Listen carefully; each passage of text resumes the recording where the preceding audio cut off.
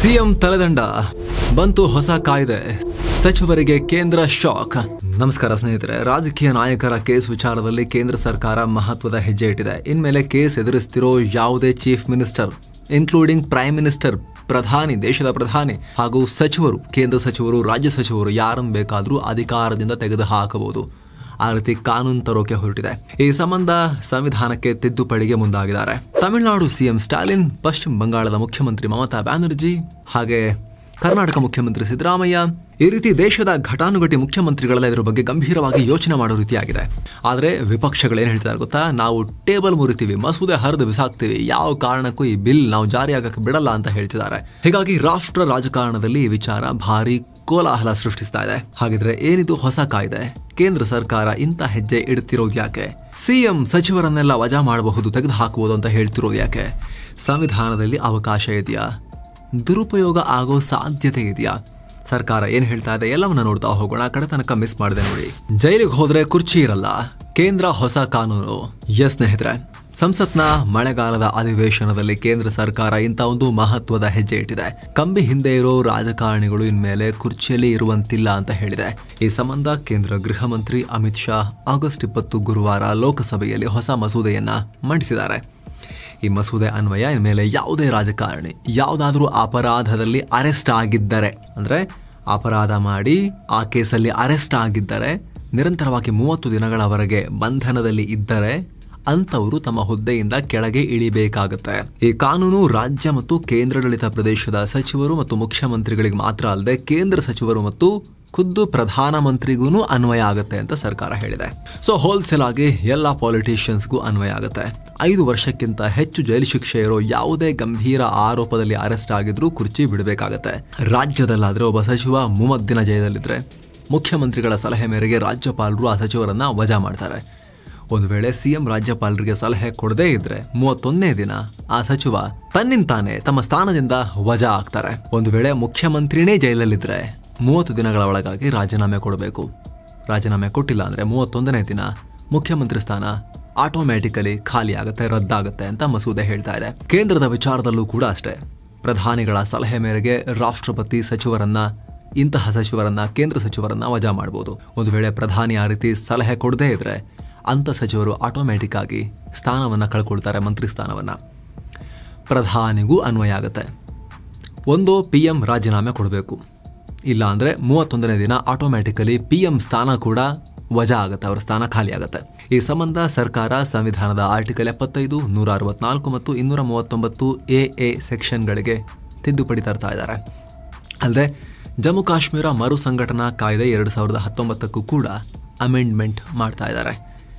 130ನೇ ಸಂವಿಧಾನ ತಿದ್ದುಪಡಿ ವಿಧೇಯಕದಲ್ಲಿ ಈ 3 ಚೇಂಜಸ್ನ ಸೇರಿಸ್ತಾ ಇದ್ದಾರೆ. ಸ್ಟಾಲಿನ್ ಮಂತ್ರಿ, ಕೇಜ್ರಿವಾಲ್ ಹಠ, ಸರ್ಕಾರದ ನಡೆ ಹಿಂದೆ ವಿಪಕ್ಷಗಳ ಜೈಲಾಟ. ಸರ್ಕಾರ ಈ ನಿರ್ಧಾರ ತಗೊಳ್ಳೋಕೆ ಇವೆರಡು ಘಟನೆಗಳು ಸ್ಪಷ್ಟ ಕಾರಣ ಇರಬಹುದು ಅಂತ ನಾವಿಲ್ಲಿ ಡಾಟ್ಸ್ನ ಕನೆಕ್ಟ್ ಮಾಡಬಹುದು. ಅಬಕಾರಿ ಮದ್ಯ ಹಗರಣ ಪ್ರಕರಣದಲ್ಲಿ ಕೇಜ್ರಿವಾಲ್ ಅರೆಸ್ಟ್ ಆದಾಗ ಇತಿಹಾಸ ಸೃಷ್ಟಿ ಮಾಡಿದ್ರು. ಬರೋಬ್ಬರಿ 5.5 ರಿಂದ 6 ತಿಂಗಳ ಕಾಲ ಜೈಲಲ್ಲಿದ್ರು ಕೂಡ ಅವ್ರು ರಾಜೀನಾಮೆನೇ ಕೊಡ್ಲಿಲ್ಲ. ಕಾನೂನು ಅದನ್ನು ತಡೀತಾ ಇರಲಿಲ್ಲ. ಸಿಎಂ ಜೈಲಲ್ಲಿ ಕೂತ್ಕೊಂಡು ಸರ್ಕಾರ ನಡೆಸಿದ್ರು. ಅಧಿಕಾರಿಗಳು ಜೈಲಿಗೆ ಬಂದು ಫೈಲ್ಗೆ ಸೈನ್ ಹಾಕಿಸ್ಕೊಂಡು ಹೋಗ್ತಾ ಇದ್ರು. ಇಂಟರ್ನ್ಯಾಷನಲ್ ನ್ಯೂಸ್ ಆಗಿತ್ತು ಅದು. ಅದೇ ರೀತಿ ತಮಿಳುನಾಡು ಮಾಜಿ ಸಚಿವ ಸೆಂಥಿಲ್ ಬಾಲಾಜಿ ವಿಚಾರದಲ್ಲೂ ಕೂಡ ಇದೇ ಆಗಿತ್ತು. ಮನಿ ಲಾಂಡ್ರಿಂಗ್ ಕೇಸಲ್ಲಿ ಆರೋಪದಡಿಯಲ್ಲಿ ಇಡಿ ಸೆಂಥಿಲ್ ಬಾಲಾಜಿಯನ್ನ ಅರೆಸ್ಟ್ ಮಾಡಿತ್ತು. ಇದರ ಬೆನ್ನಲ್ಲೇ ತಮಿಳುನಾಡು ರಾಜ್ಯಪಾಲ RN ರವಿ ಸೆಂಥಿಲ್ರನ್ನ ಸಂಪುಟದಿಂದ ತೆಗೆದು ಹಾಕಿದ್ರು. ಆದರೆ ಬೇಲ್ ಸಿಕ್ತಿದ್ದ ಹಾಗೆ ಸೆಂಥಿಲ್ ಬಾಲಾಜಿಯನ್ನ ಸ್ಟಾಲಿನ್ ಮತ್ತೆ ಕ್ಯಾಬಿನೆಟ್ಗೆ ಸೇರಿಸಿಕೊಂಡಿದ್ರು. ಹೀಗಾಗಿ ಇಂಥ ಘಟನೆ ಮತ್ತೆ ಮತ್ತೆ ಆಗ್ತಾ ಇರೋದ್ರಿಂದ ಸರ್ಕಾರ ಈ ನಿರ್ಧಾರ ತಗೊಂಡಿದೆ ಅಂತ ಲೆಕ್ಕಾಚಾರ. ಗಂಭೀರ ಕ್ರಿಮಿನಲ್ ಕೇಸ್ ಬಿದ್ದು ಅದರಲ್ಲಿ ಅರೆಸ್ಟ್ ಕೂಡ ಆಗಿರೋ ವ್ಯಕ್ತಿ ಸ್ಥಾನದಲ್ಲಿ ಮುಂದುವರೆದ್ರೆ ಸಂವಿಧಾನದ ನೈತಿಕತೆಗೆ ಪೆಟ್ಟು ಬೀಳುತ್ತೆ. ಚುನಾಯಿತ ರಾಜಕಾರಣಿಗಳು ಜನರ ಭರವಸೆ ಮತ್ತು ಆಕಾಂಕ್ಷೆಗಳನ್ನ ರೆಪ್ರೆಸೆಂಟ್ ಮಾಡ್ತಾರೆ, ಪ್ರತಿನಿಧಿಸ್ತಾರೆ. ರಾಜಕೀಯ ಹಿತಾಸಕ್ತಿಗಳನ್ನು ಬಿಟ್ಟು ಸಾರ್ವಜನಿಕ ಹಿತಾಸಕ್ತಿ ಮತ್ತು ಜನರ ಒಳಿತಿಗಾಗಿ ಕೆಲಸ ಮಾಡ್ತಾರೆ ಅನ್ನೋ ನಿರೀಕ್ಷೆ ಜನರಿಗಿರುತ್ತೆ. ಹೀಗಾಗಿ ಇಂತಹ ವ್ಯಕ್ತಿಗಳು ಮಂತ್ರಿ, ಪ್ರಧಾನಮಂತ್ರಿ, ಮುಖ್ಯಮಂತ್ರಿ, ಕೇಂದ್ರ ರಾಜ್ಯ ಸಚಿವರು ಇವರ ನಡೆ ಮತ್ತು ಚಾರಿತ್ರ್ಯ ಯಾವುದೇ ಅನುಮಾನಕ್ಕೆ ಎಡೆ ಮಾಡಿಕೊಡುವಂತೆ ಇರಬಾರದು ಅಂತ ಮಸೂದೆಯಲ್ಲಿ ಹೇಳಲಾಗಿದೆ. ಇನ್ನು ಸ್ನೇಹಿತರೆ, ವರದಿಯಲ್ಲಿ ಮುಂದುವರಿಯುವ ಮುನ್ನ ಸೆವೆನ್ ಸ್ಯಾಂಡ್ಸ್ ಟೂರಿಸಂ ಕಂಪನಿ ಅಂಡಮಾನ್ಗೆ ಟ್ರಿಪ್ ಆಯೋಜಿಸಿದೆ. ಆಫರ್ ಪ್ರೈಸ್ ಕೇವಲ 48,700 ರೂಪಾಯಿ ಮಾತ್ರ. 4 ನೈಟ್ 5 ಡೇಸ್ ಟ್ರಿಪ್ ಇದು. ಈ ಪ್ಯಾಕೇಜ್ ಅಲ್ಲಿ ಫ್ಲೈಟ್ ಟಿಕೆಟ್ಸ್, 3 ಸ್ಟಾರ್ ಹೋಟೆಲ್ ನಲ್ಲಿ ಸ್ಟೇ, 3 ಹೊತ್ತು ಊಟ, cellular jail light and sound show, Havelock island tour, Baratang island tour, limestone cave, elephant beach tour, AC transport ವ್ಯವಸ್ಥೆ, ಪ್ರೈವೇಟ್ ಫೆರಿ ಟಿಕೆಟ್ಸ್ ಹಾಗೂ 24/7 Kannada tour manager ಸೌಲಭ್ಯ ಎಲ್ಲ ಇರುತ್ತೆ. ಹೊರಡೋ ದಿನ 24 ಅಕ್ಟೋಬರ್ 2025. ಕೆಲವೇ ಸೀಟುಗಳು ಲಭ್ಯ. ಆಸಕ್ತರು ಈ ನಂಬರ್ಗೆ ಕಾಲ್ ಮಾಡಿ ನಿಮ್ಮ ಸೀಟನ್ನ ಕೂಡ ಬುಕ್ ಮಾಡಿ. ಬನ್ನೀಗ ವರದಿಯಲ್ಲಿ ಮುಂದುವರಿಯೋಣ. ಮುರಿತೀವಿ, ಹರಿತೀವಿ, ಆರ್ಭಟಿಸಿದ ವಿಪಕ್ಷ. ಎಸ್ ಸ್ನೇಹಿತರೆ, ಸರ್ಕಾರದ ಈ ಮಸೂದೆಗೆ ವಿಪಕ್ಷಗಳಿಂದ ಭಾರಿ ಪ್ರತಿರೋಧ ವ್ಯಕ್ತವಾಗಿದೆ. ಇದು ವಿಷವರ್ತುಲ. ಇದರಲ್ಲಿ ಅರೆಸ್ಟ್ ಆದ್ಮೇಲೆ ಏನು ಅನ್ನೋದಕ್ಕೆ ಸರಿಯಾದ ಗೈಡ್ಲೈನ್ಸ್ ಇಲ್ಲ. ಪಕ್ಷಪಾತಿ ಕೇಂದ್ರ ಸರ್ಕಾರ ಕೇಂದ್ರದ ಏಜೆನ್ಸಿಗಳನ್ನ ಚೂಬಿಟ್ಟು ವಿಪಕ್ಷ ಸರ್ಕಾರಗಳನ್ನ ಅಲುಗಾಡಿಸೋಕೆ ಒಳ್ಳೆ ಅವಕಾಶ ಮಾಡಿಕೊಳ್ತಿದ್ದಾರೆ ಅಂತ ಕಾಂಗ್ರೆಸ್ ನಾಯಕ ಅಭಿಷೇಕ್ ಮನು ಸಿಂಘ್ವಿ ಕಿಡಿಕಾರಿದ್ದಾರೆ. ಟಿಎಂಸಿನ ಅಭಿಷೇಕ್ ಬ್ಯಾನರ್ಜಿ ಕೂಡ ಬಿಹಾರದಲ್ಲಿ ಇಸಿ ಮೂಲಕ ಆಟ ಆಡೋಕೆ ಮಾಡಿದ ಯತ್ನ ಫೇಲ್ ಆಯಿತು. ಹೀಗಾಗಿ ಸರ್ಕಾರ ಮತ್ತೊಂದು ಇನ ಆಕ್ಟಿವೇಟ್ ಮಾಡಿದೆ, ಅದು ಇಡಿ. ವಿಪಕ್ಷ ನಾಯಕರನ್ನ ಟಾರ್ಗೆಟ್ ಮಾಡೋಕೆ ಹೊಸ ಕಾನೂನು ತರ್ತಿದ್ದಾರೆ ಅಂತ ಆರೋಪ ಮಾಡಿದ್ದಾರೆ. ಸಚಿವರು ಮುಖ್ಯಮಂತ್ರಿಗಳನ್ನ ಅರೆಸ್ಟ್ ಮಾಡಿಸಿ ಸರ್ಕಾರಗಳನ್ನ ಕೆಡವೋಕೆ ಬಿಜೆಪಿ ಮಾಡುತ್ತಿರೋ ಹುನ್ನಾರ. ಹೀಗಾಗಿ ಈ ಬಿಲ್ನ ಮಂಡನೆ ಮಾಡೋಕೆ ಬಿಡಲ್ಲ, ಮಸೂದೆ ಹರಿತೀವಿ, ಟೇಬಲ್ ಮುರಿದು ಹಾಕ್ತೀವಿ ಅಂತ ವಿಪಕ್ಷಗಳು ಆರ್ಭಟಿಸ್ತಾ ಇದ್ದಾರೆ. ವಾಸ್ತವತೆ ವರ್ಸಸ್ ದುರುಪಯೋಗ. ರಾಜಕೀಯ ಕಚ್ಚಾಟ ಏನೇ ಇರಲಿ, ನಾವಿಲ್ಲಿ ಈ ಕಾನೂನನ್ನ ಎಲ್ಲ ಆಯಾಮಗಳಿಂದ ನೋಡಬೇಕು. ಮೊದಲನೇದಾಗಿ, ಭ್ರಷ್ಟಾಚಾರದಂತ ಗಂಭೀರ ಆರೋಪ ಎದುರಿಸ್ತಾ ಇರೋ ಯಾವುದೇ ರಾಜಕಾರಣಿ ಅಧಿಕಾರದಲ್ಲಿರೋದು ಯಾವುದೇ ರಾಷ್ಟ್ರಕ್ಕೂ ಒಳ್ಳೆಯದಲ್ಲ. ಕೇವಲ PM, CM ಸಚಿವರು ಅಂತಷ್ಟೇ ಅಲ್ಲ, ಮಾಮೂಲಾಗಿ ಸಂಸದನಾಗಿ ಶಾಸಕನಾಗೂ ಕೂಡ ಉಳಿಬಾರದು.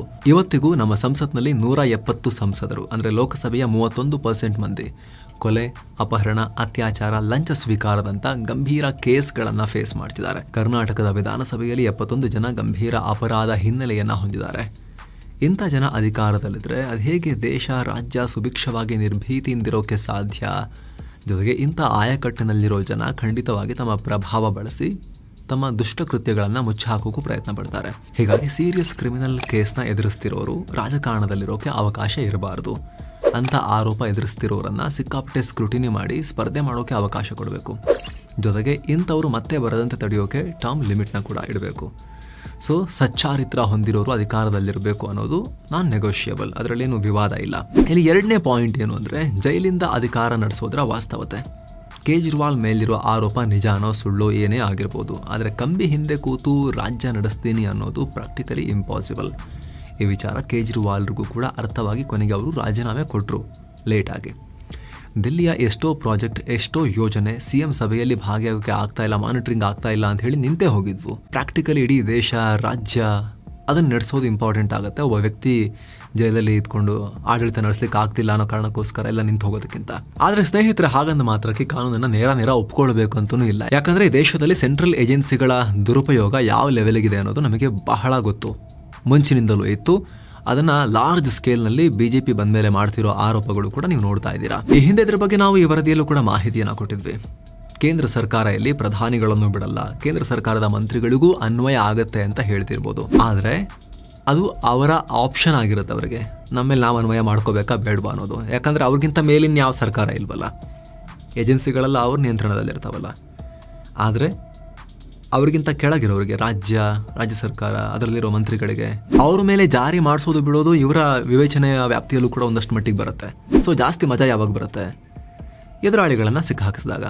ತಮ್ಮ ಮೇಲೆ ತಾವೇ ಕೇಸ್ ಹಾಕಿಸ್ಕೊಂಡು ಹುದ್ದೆಯಿಂದ ವಜಾಗೊಳಿಸ್ಕೊಂಡ್ರೆ ಮಜಾ ಬರುತ್ತಾ? ಇಲ್ವಲ್ಲ. ಸೊ ಇದು ಹೆಂಗೆ ಡಿಸೈಡ್ ಮಾಡೋದು? ಹೇಗೆ ಪಕ್ಷಪಾತ ಮಾಡ್ತಾರಾ ಇಲ್ವಾ ಅಂತ ಹೇಳಿ ಇದು ತುಂಬಾ ವಿವಾದಕ್ಕೆ ಕಾರಣ ಆಗ್ತಿರೋ ವಿಚಾರ. ಕ್ಲಾರಿಟಿ ಬೇಕು ವಿಚಾರದಲ್ಲಿ. ಜೊತೆಗೆ ನಿಮಗೆ ಆಲ್ರೆಡಿ ನಾವು ಹೇಳಿದ್ವಿ, ಈ ದೇಶದಲ್ಲಿ ಏಜೆನ್ಸಿಗಳ ದುರುಪಯೋಗ ಇದೆ ಅಂತ ಹೇಳಿ. ಅದರಲ್ಲಿನ ಅನುಮಾನನೇ ಬೇಡ, ಮೊದಲಿಂದಲೂ ಇದೆ, ದೊಡ್ಡ ಪ್ರಮಾಣದಲ್ಲೇ ಇದೆ. ಆದರೆ 2014 ನಂತರ ಬಿಜೆಪಿ ಬಂದ ನಂತರ ಸಿಕ್ಕಾಪಟ್ಟೆ ಅದರಲ್ಲಿ ಜಂಪ್ ಆಗಿದೆ. ಇಂಡಿಯನ್ ಎಕ್ಸ್ಪ್ರೆಸ್ ರಿಪೋರ್ಟ್ ಪ್ರಕಾರ 2014 ನಂತರ, ಅವಾಗಿಂದ ಅಲ್ವಾ ಬಿಜೆಪಿ ಮೋದಿ ನೇತೃತ್ವದ ಸರ್ಕಾರ ಬಂದಿದ್ದು, ಅದಾದ್ಮೇಲೆ ಇಡಿ CBI ದಾಳಿ ಮಾಡಿರೋ ರಾಜಕಾರಣಿಗಳಲ್ಲಿ 95% ಜನ ಕೇವಲ ವಿರೋಧ ಪಕ್ಷದವರೇ ಇದ್ದಾರೆ. ನೆಕ್ಸ್ಟ್ 2014ರಿಂದ 2022ರವರೆಗೆ ಇಡಿ 121 ಪ್ರಭಾವಿ ರಾಜಕಾರಣಿಗಳನ್ನ ರೇಡ್ ಮಾಡಿ ಕೇಸ್ ಮಾಡಿದೆ.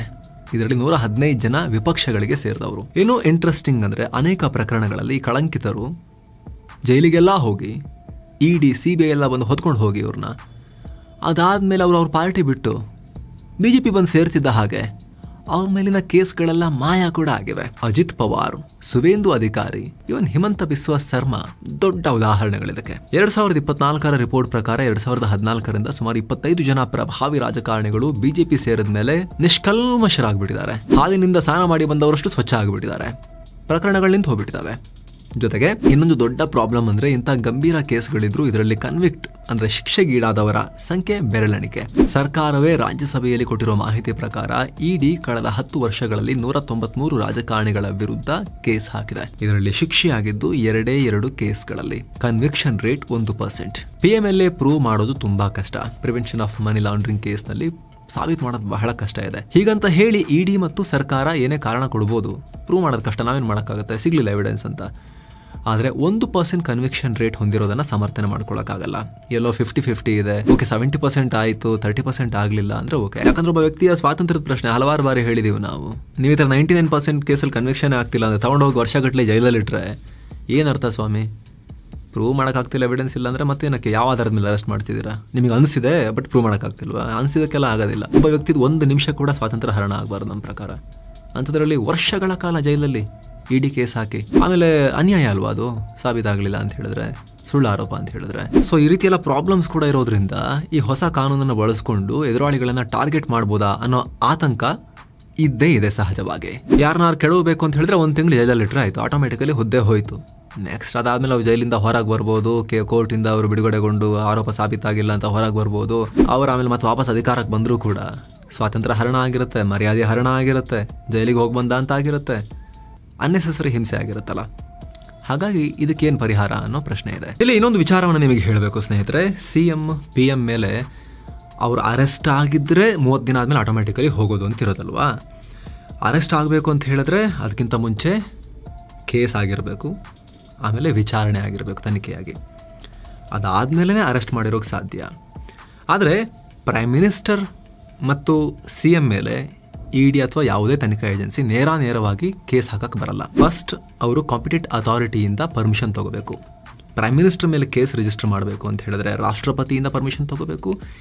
CM ಮೇಲೆ ಕೇಸ್ ರಿಜಿಸ್ಟರ್ ಮಾಡಬೇಕು ಅಂತ ಹೇಳಿದ್ರೆ ರಾಜ್ಯದ ಗವರ್ನರಿಂದ ಅವರು ಪರ್ಮಿಷನ್ ಪಡಿಬೇಕು. ಅದಾದಮೇಲೆ ಒಂದಷ್ಟು ತನಿಖೆ ಮಾಡಿದ್ಮೇಲೆ ಕೇಸ್ ಇದೆ ಇದರಲ್ಲಿ ಅಂತ ಹೇಳಿದ್ರೆ ತನಿಖೆ ಆದಮೇಲೆ ಅವರ ವಿಚಾರಣೆಗೆ, ಪ್ರಾಸಿಕ್ಯೂಷನ್ಗೆ ಅಗೇನ್ ಅನುಮತಿಯನ್ನು ಪಡ್ಕೋಬೇಕು. ಕೇಂದ್ರದಲ್ಲಾದರೆ PMದಾದರೆ ರಾಷ್ಟ್ರಪತಿಯಿಂದ, ರಾಜ್ಯದಲ್ಲಿ CMದಾದರೆ ರಾಜ್ಯಪಾಲರಿಂದ. ಅದಾದ್ಮೇಲೂ ಕೂಡ ಕೇಸ್ ಸ್ಟ್ರಾಂಗ್ ಇದ್ರೆ ಅರೆಸ್ಟ್ ಮಾಡೋಕೆ ಅವಕಾಶ ಇರುತ್ತೆ.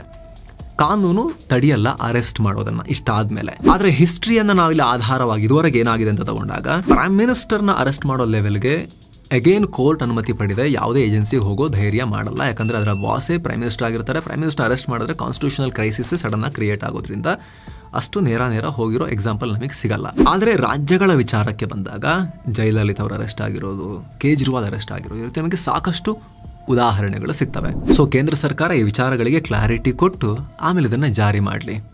ಇದಕ್ಕೆ ಸಂಬಂಧಪಟ್ಟಂತೆ ನಿಮ್ಮ ಒಪಿನಿಯನ್ ಕಾಮೆಂಟ್ ಮಾಡಿ ತಿಳಿಸಿ. ಮತ್ತೆ ಭೇಟಿ ಆಗ್ತಿರೋಣ. ನಮಸ್ತೆ.